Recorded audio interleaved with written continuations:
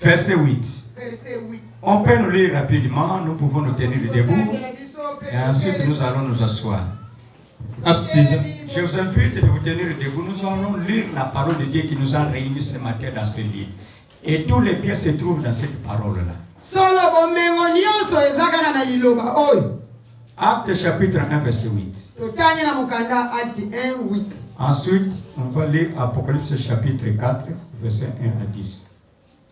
Acte chapitre 1. Acte chapitre 1, verset 8 seulement. Okay. Mais vous recevrez Marie et jusqu'aux extrémités de la terre. Et nous passons dans l'Apocalypse chapitre 4, verset 1 à 10. Apocalypse chapitre 4, verset 1 à 10. Ok. Après cela, j'ai regardé et voici une porte était ouverte dans le ciel. La première voix que j'avais entendue comme le son d'une trompette et qui me parlait dit: monte ici et je te ferai voir qui doit y arriver dans la suite. Aussitôt je fus ravi en esprit et voici il y avait un trône dans le ciel et sur ce trône quelqu'un était assis.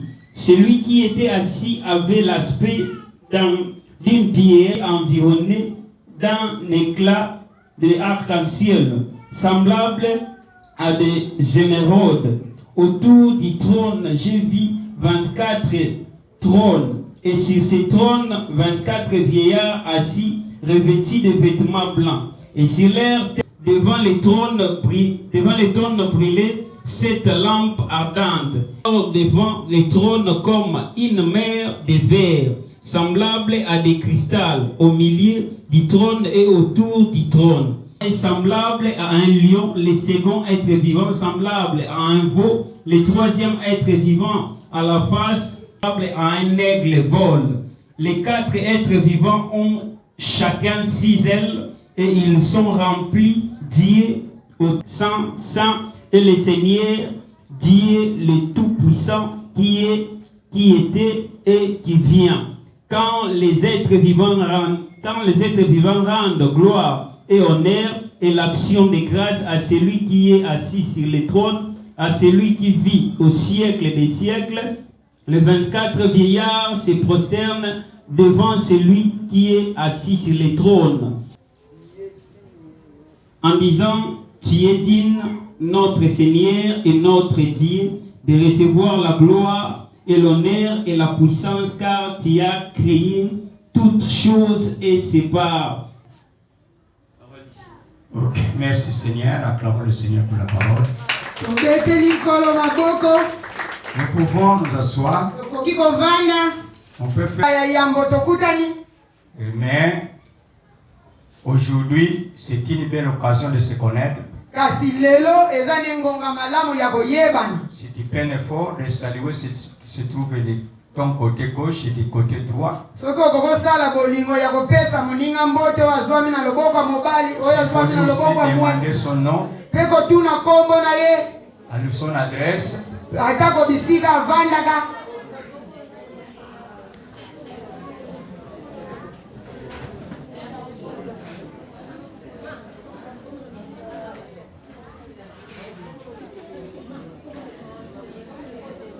Même 5 personnes, tu peux toujours les donner. Nous sommes dans la maison du Seigneur.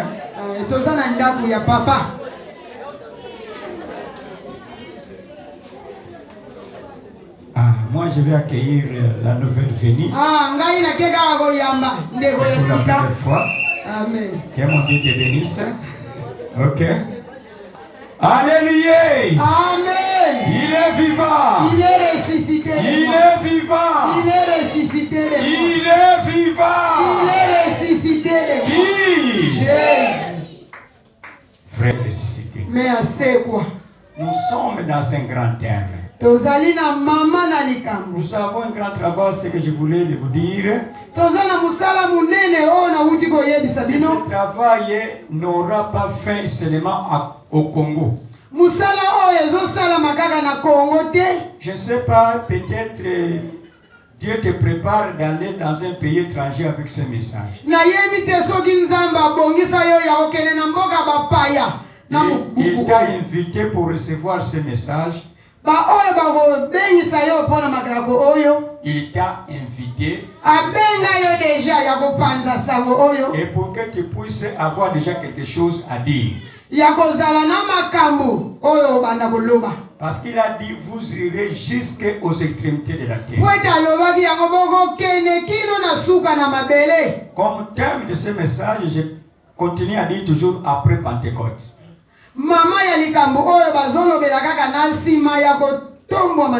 Après Pentecôte.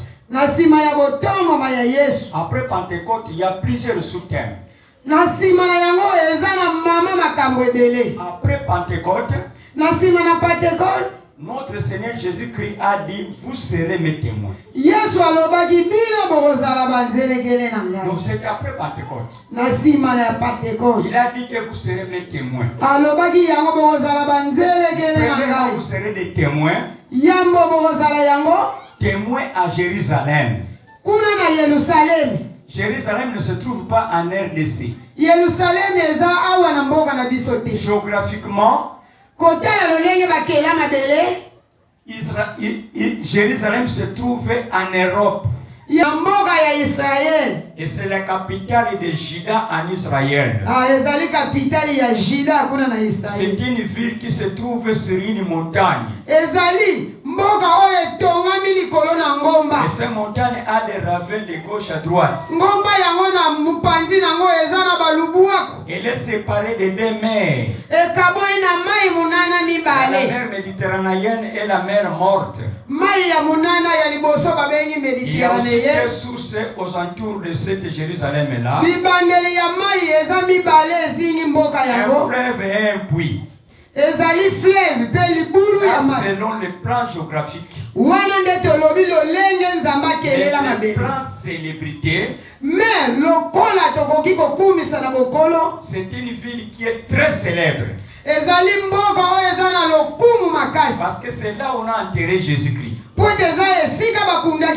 Et beaucoup de gens se rendent pour aller voir les tombeaux de Jésus-Christ. Il y a un mythe quand quelqu'un y arrive et ce qu'ils sont, c'est le désir de pleurer tout d'abord.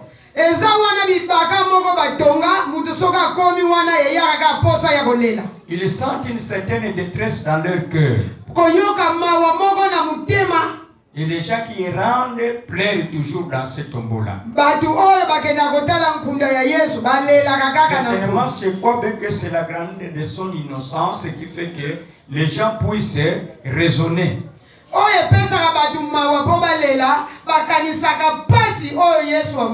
Et d'autres fois, les grandes œuvres qu'il a opérées au monde. Peut-être se disent que c'est une personne qui ne devrait pas mourir. C'est une personne qui devrait toujours être. À cause de toutes ces bonnes œuvres. Mais le monde l'ont tué. Donc c'est une vie qui n'est pas comparable à autre vie. Dans les plans religieux, c'est un lieu de rencontre l'homme avec Dieu. C'est un lieu de méditation. C'est un lieu de prière. C'est un lieu où on sent la présence de Dieu. Aime aller voir s'il y a des eaux dans ce tombeau-là. Mais aucun os n'était resté dans le tombeau de Jésus-Christ. Il était sorti avec tout son corps. Mais un corps de gloire. Dans les plans politiques, c'est un endroit où il y a souvent des guerres. Il y a des rois qui cherchent toujours à devenir rois pour ce Jérusalem-là. Donc il y a des gens qui viennent avec multiples pensées mauvaises pour s'accaparer de Jérusalem. C'est comme Congo avec l'Est du Congo. biso kuna na est. Parce que c'est un endroit de grande richesse. Lokola bomengo ebeleza kuna. Sur le plan social, Na plan ya bovandi c'est une famille. eza libota. Donc c'est un endroit qui est considéré comme la bonne famille. Donc eza esika tozomona ngo lokola libota ya malamu. La famille modèle. Eza libota oyo ebongi.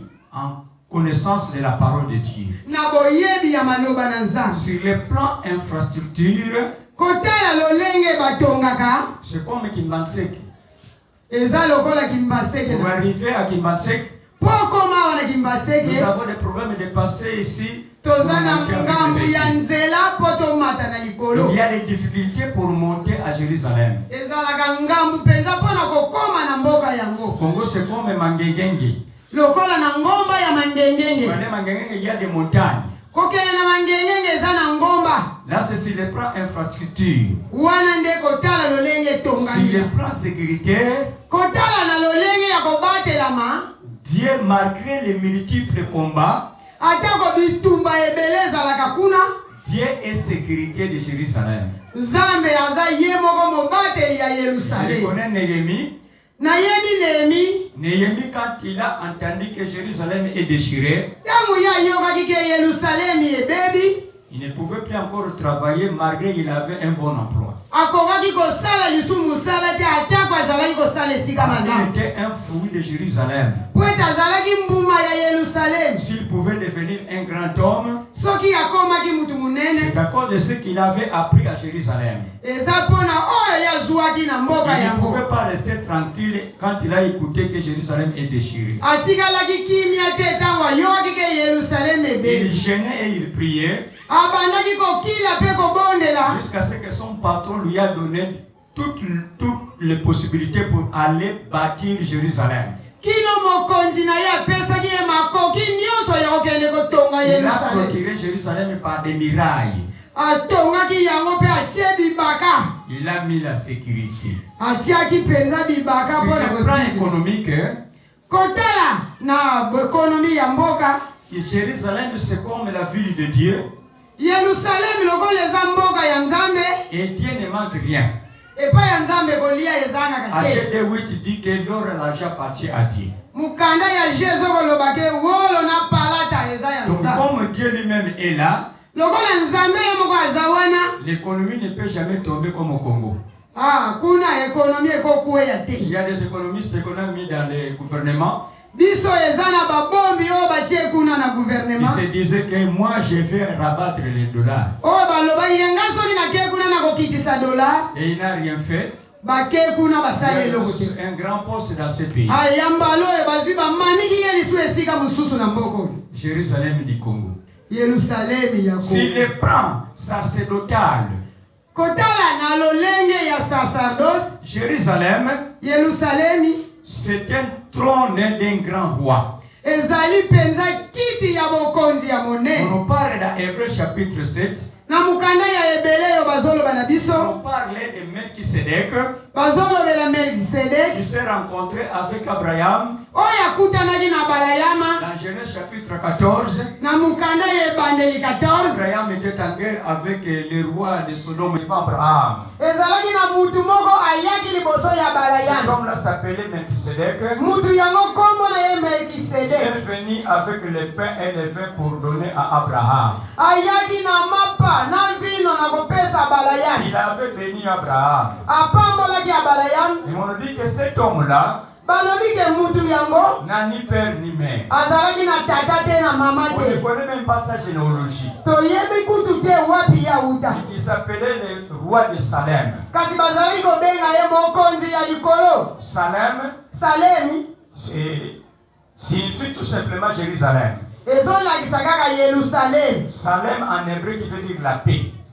Salem na ebele oyo balobi Donc kimia. c'est un roi de paix. Donc azalaki mokonzi na kimia. Bon, le roi de paix dans la Bible c'est Jésus-Christ. Oh, mokonzi ya kimia na Biblia eza Yesu Donc Masia. Jésus-Christ n'a pas ni père ni mère. Yesu aza na tata te na mama On te. ne connaît pas sa généalogie. Toyebi te lipai ya uta. Concernant Marie et Joseph, c'était une mise en scène. Koyoka kaka Joseph na Marie bo ezalaki kaka eleke. Donc Jésus n'est pas fils il est légitime de Marie. Donc Yesu azalaki pena mwana ya Maria te. Il n'est pas aussi fils légitime de Joseph. Azalaki pe mwana ya Yosef te. Et c'est là qu'il lui a coté la vie.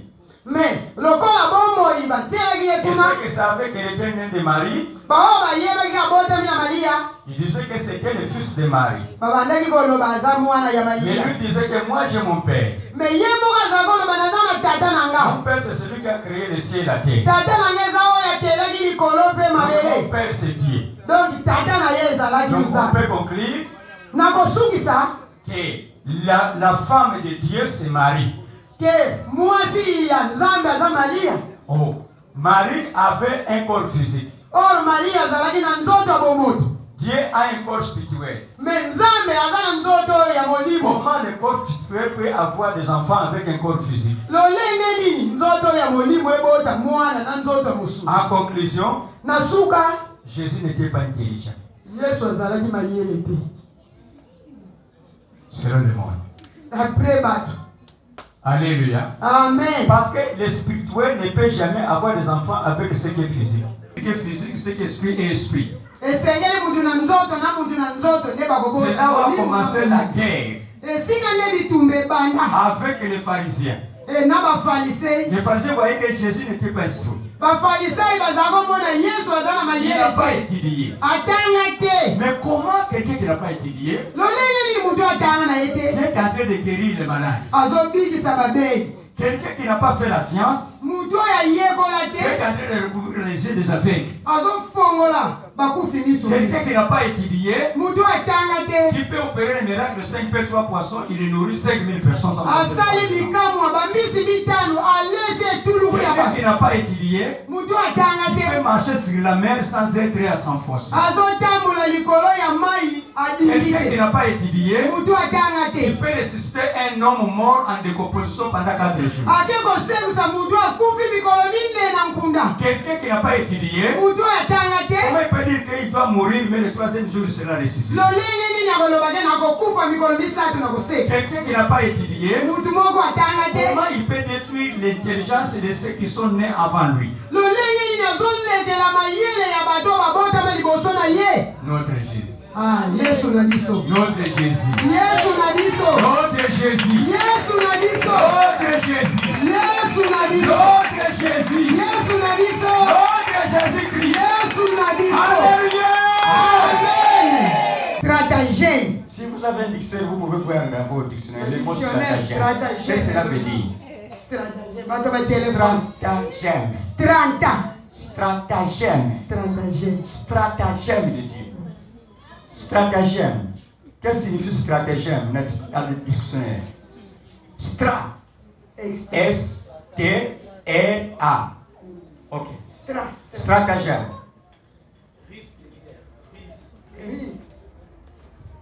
Risque de guerre, manœuvre, moyens artificiels, toutes sortes d'affaires, plan d'action, stratégie, penser préalablement, Donc, eza mabongisi. effectueuse.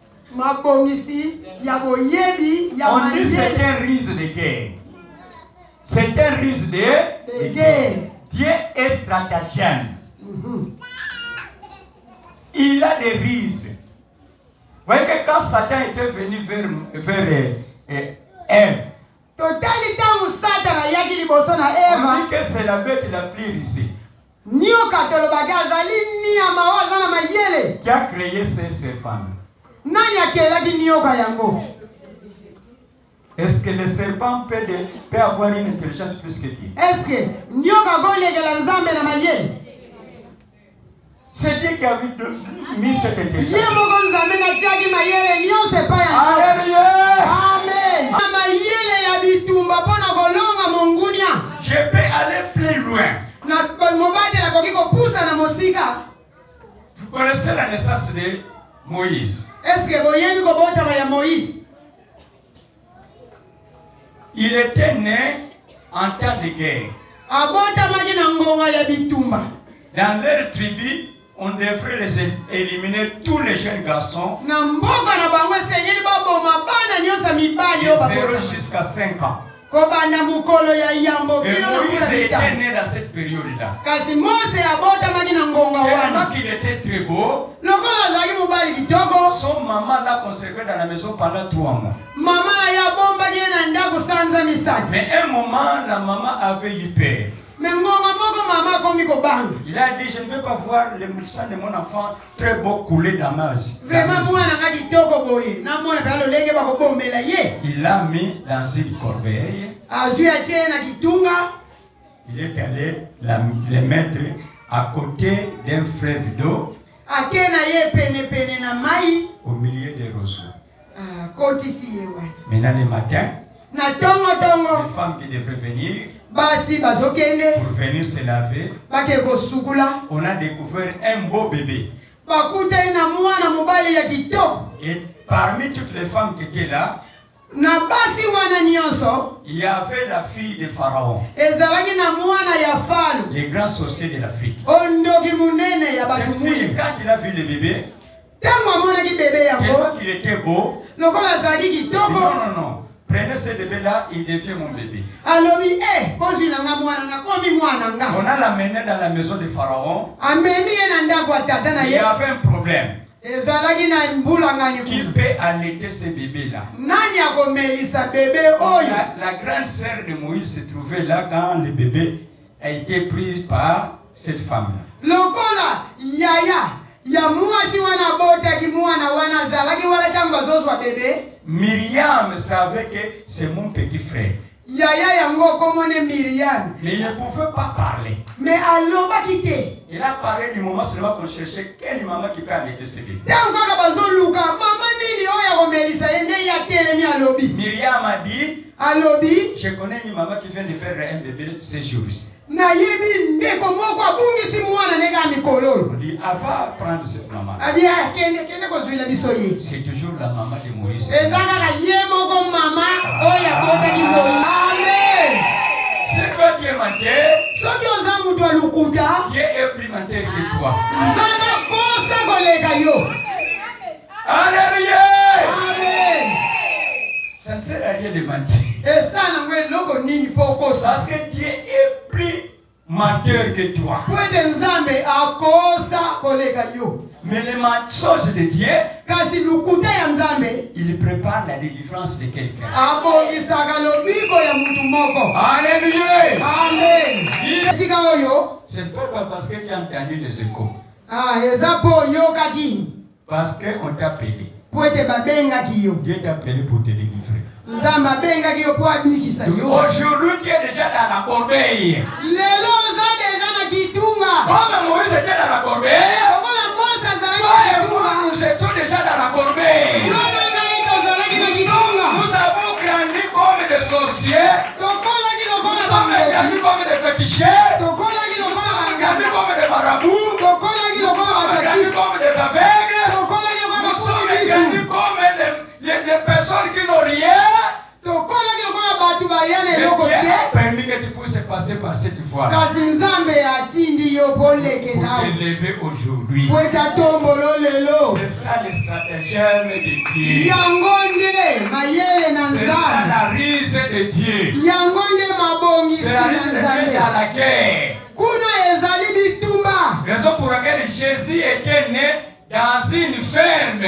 yango monaki yesu abotamaki kuna na ndako ya bibwele Un fils de Dieu. mutu ya solo ya Le monde nzambe entier, c'est pour son père. mokili mobimba eza ya papa na Il ye devrait manquer la maternité où il devrait vraimen yesu être. akoki kozanga esika oyo akoki kobotamila Lui, Dieu voit tout. yeko nzambe oyo Il amonaka connaît le frère de saint. ayebi Il bisika connaît le basantu forme de saint. ayebi Il bisika connaît basantu de belles maternités. ayebi bisika ya Mais kobota Dieu malamu a voulu que Jésus puisse naître dans la ferme. kasi nzambe alingaki yesu akende kobotamela na ndako Et ya on bibwele l'avait rencontré dans quelle place? bakutaki esika nini Dans la katia crèche. esika baleselaka bibwele Corbeille. na kitunga Alléluia. amen mobatele Il elobi y a quelqu'un qui a komibwakisa déjà te payé le prix pour toi. eza na mutu moko afuta Mais mpo na ton yo retard que tu as des retards a de la connaissance de la parole de Dieu. Et Dieu a dit à Josué que ce livre de la loi ne s'éloigne pas de votre bouche. C'est alors que tu réussiras. Et tu auras des succès dans tes entreprises.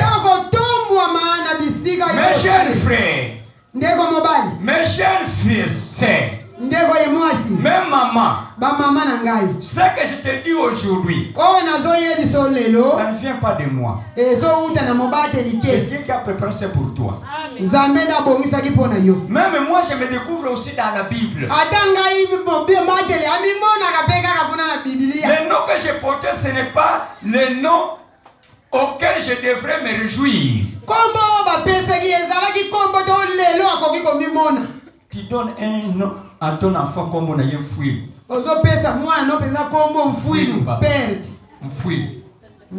Peut-être toi tu es d'une autre tribu. Mais fouille dans notre tribu qui veut dire perte.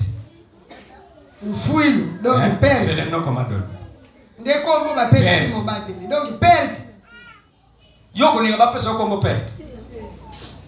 Tout ce que tu fais, tu ne fais que échouer. Tout ce que tu fais, tu ne fais que échouer.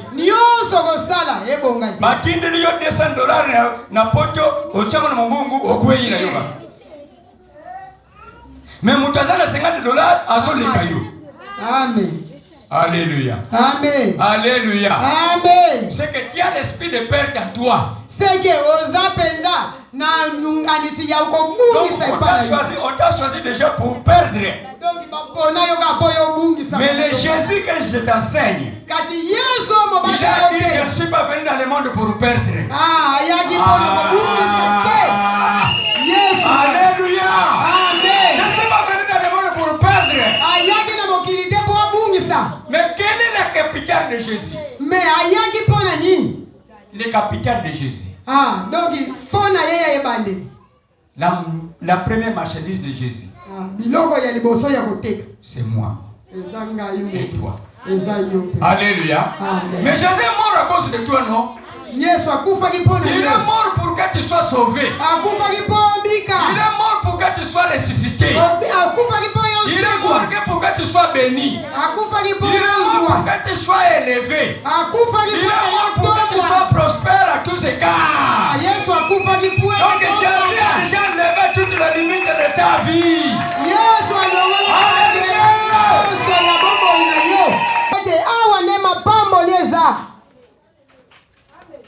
Vous êtes dans le stratagème de Dieu. Je suis une ruse dans le monde. Toi aussi tu es une ruse dans le monde. Donc il y a beaucoup de gens que Satan a liés. Mais Dieu nous donne l'intelligence pour délier ces gens. Toute la puissance du Saint-Esprit sur toi. La puissance du Saint-Esprit. La puissance du Saint-Esprit. La puissance du Saint-Esprit. Tu as besoin de la puissance du Saint-Esprit. Et si tu as la puissance du Saint-Esprit, le ciel n'est pas fermé. Vous n'avez pas compris. Si tu as la puissance du Saint-Esprit, le ciel n'est pas fermé. Si tu regardes le ciel, c'est comme c'est très loin. Mais si tu as la puissance du Saint-Esprit, le ciel est proche de toi. Le ciel est proche de toi. Jésus a dit à ses disciples, allez pour annoncer la bonne nouvelle. Dites aux gens, le royaume des cieux est proche.